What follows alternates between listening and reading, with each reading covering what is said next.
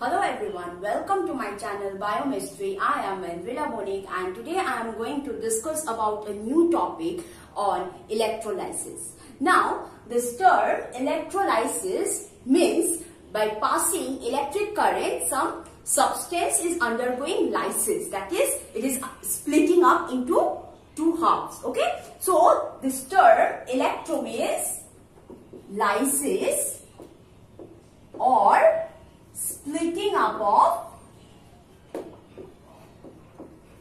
substances using electric current. Using electric current.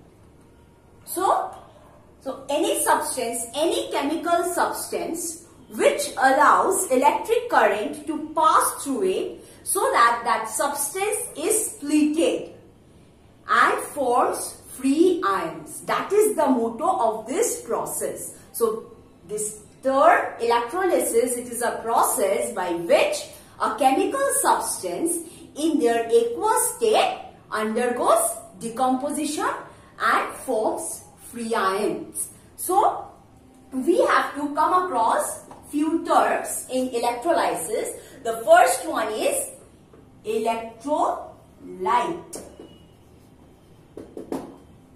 This term electrolyte means it is a chemical compound in their aqueous state or in molten state allows electric current to pass through them and they can form free ions. So this is a chemical compound allowing electric current to pass through it to form free ions, that is cation or anion, which is cations are the positively charged ions whereas anions are the negatively charged ion. Because any chemical compound, it is composed of a positive radical and a negative radical. So of course, they will give rise to a cation and an anion. And the nature of this chemical compound is always an electrovalent or ionic compound. Majorly all the electrovalent or ionic compound, they take part in electrolysis because they are capable of forming free ions when electric current is passed through them in their aqueous or molten state. So this is the definition of an electrolyte. Now there is also non-electrolyte. Non-electrolytes are those substances which will not allow any electric current to pass through them. So this is electrolyte and the definition. Now this electrolyte can be of two types. It can be strong electrolyte, it can be weak electrolyte. Now in case of strong electrolyte, the chemical compound is 100% dissociated. No undissociated molecules are found. So in case of strong electrolyte, complete or almost complete dissociation occurs. That's why they form only free ions. So in strong electrolyte, when electric current is passed through it, only free ions are formed. Only free ions are formed. But in case of weak electrolyte, in this case, partial dissociation takes place.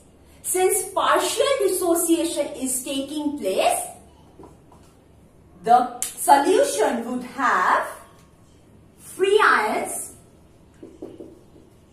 as well as those undissociated molecules.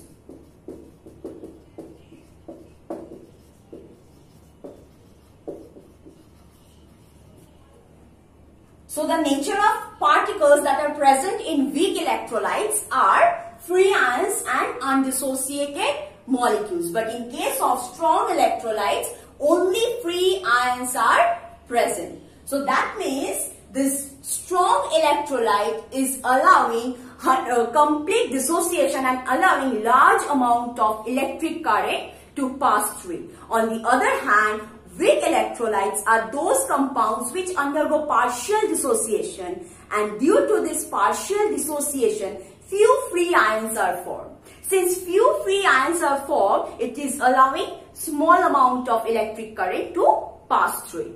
Example of such is acetic acid. So, acetic acid, if there are 100 molecules of acetic acid, that doesn't mean that 100 molecules will undergo dissociation.